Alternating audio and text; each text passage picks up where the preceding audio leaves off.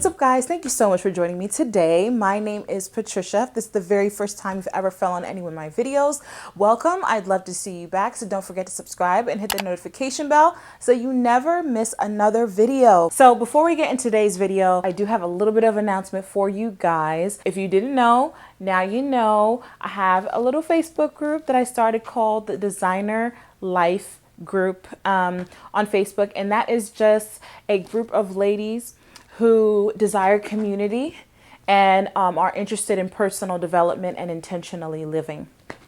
All right, so that's what we focus on over there. I upload exclusive content over there. I upload schedule over there and keep you guys updated with what's going on the channel. It's more intimate space, honestly, guys, than YouTube, which seems very, very big sometimes and very, very crowded. So if you want to join that group, then go ahead. I'll leave the link down below. It is a private group. You just have to answer a few questions to get in there, and that is it. So if you guys are part of the group, then you guys already know this, and that is at the end of this month, I am hosting a discussion called Ask a Married Woman.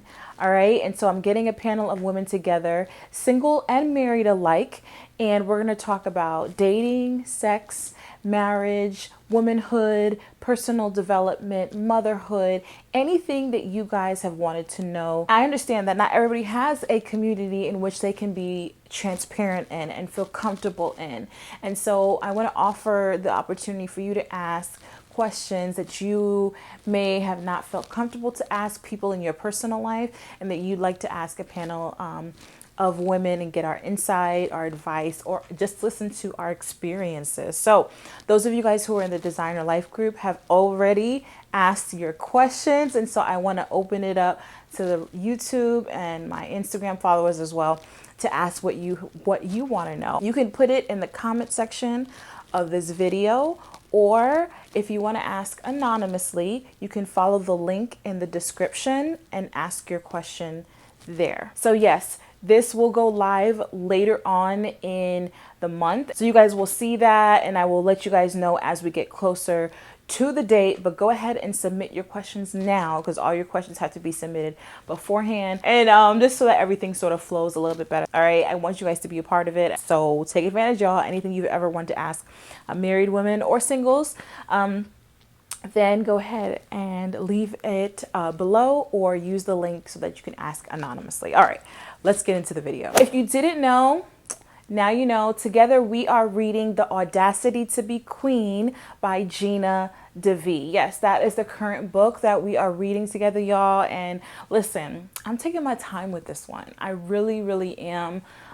This book has been such a blessing to me so far, and I want to hit on something. One concept that really, really is serving me right now. If you haven't purchased the book already, please do so. It's not too late. This book has been such a blessing to me so far, and I know that it will be a blessing to, for you as well. Today, I want to focus on chapters 3 and 4, actually mainly chapter 4. It's called Your Meeting with the Queen. Your Meeting with the Queen. And in this chapter, she talks about Esther. Now, if you grew up in the church or religious or have knowledge about the Bible, Esther is one of the biblical queens.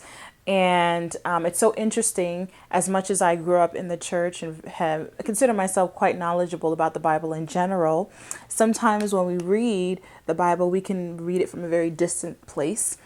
As Gina was narrating, because I'm also listening on Audible, as she was narrating this story, I was listening from a new perspective, and I was listening from Esther's perspective, sitting in her situation, thinking about what she might be feeling, what she might be thinking, what she might be experiencing.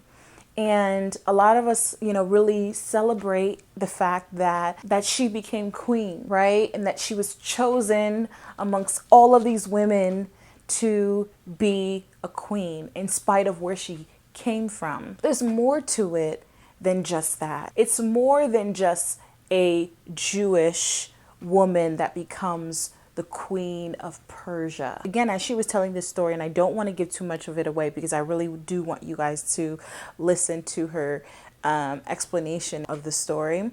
But she says something that I knew, that I sort of glossed over, but never really focused on. And the fact that Esther was an orphan. She had lost both her mother and her father and was being raised by her cousin. She later became a captive in a strange place, having to, not by free will, live amongst all these women who are trying to essentially get the same position. And eventually, yes, gets picked and becomes a queen. And then there's that back into the story when she definitely risks her life for her people. And that is admirable and all of those things. But for the first time, I focused on listening to her story in entirety and put it sort of all together to see all of the hardship that this woman has had from day one, from an orphan to a queen. And that was really encouraging for me.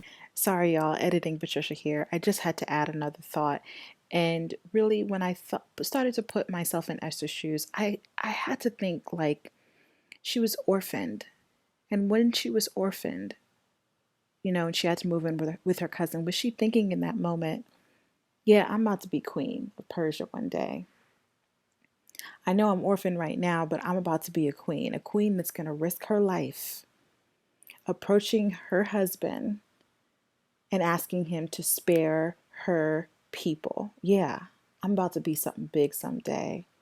I'm going to have enough courage to put my life on the line. I'm going to be picked amongst thousands of other women. And I'm going to be the Queen of Persia. Was she thinking that in that moment? Probably not, because she's human just like us. And she went through some tough things. She couldn't see the end. She couldn't see the fact that one day she was going to be queen, just like we can't see sometimes that things are going to work out for us. But what if, even though we can't see the ending, we choose to believe something different right now? Sometimes when we look at like our situations in life, we can be really hard on ourselves and look at our current situation, especially when hardships come, when things happen, when our parents pass away, or when we lose our job. A lot of people are losing their jobs right now. When we lose our job, when we get sick, when our family members get sick, when our kids are acting out, when our husband leaves, or whatever, when we look at our hardships, what if we ask a different question? What if this isn't bad? What if somehow this is for my good? And what if it all works out and I look back on these moments and these days and say, I'm so glad that it happened. After becoming an orphan, then having to live with extended family, she could have thought, why me? And then being taken captive. And then her being the only hope that her people had against the Persian kingdom. She could have thought, why me? Maybe she chose to believe something different.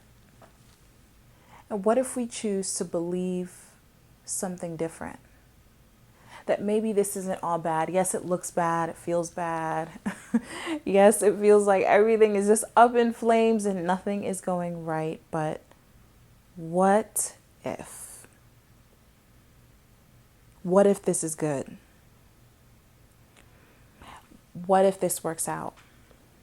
What can I stand to learn from this? And what can I stand to get from this? And maybe I'll grow. Maybe I'll become a better person. And maybe this needed to happen to get me to where I need to be. I challenge you to ask yourself these questions, as maybe your life is a little chaotic right now, like mine is.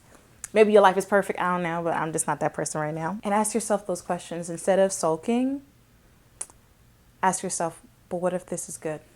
And what if this will work out for my good? But yeah, guys, hopefully that was helpful to you and that helped to encourage you and ask yourself different questions when bad things come your way.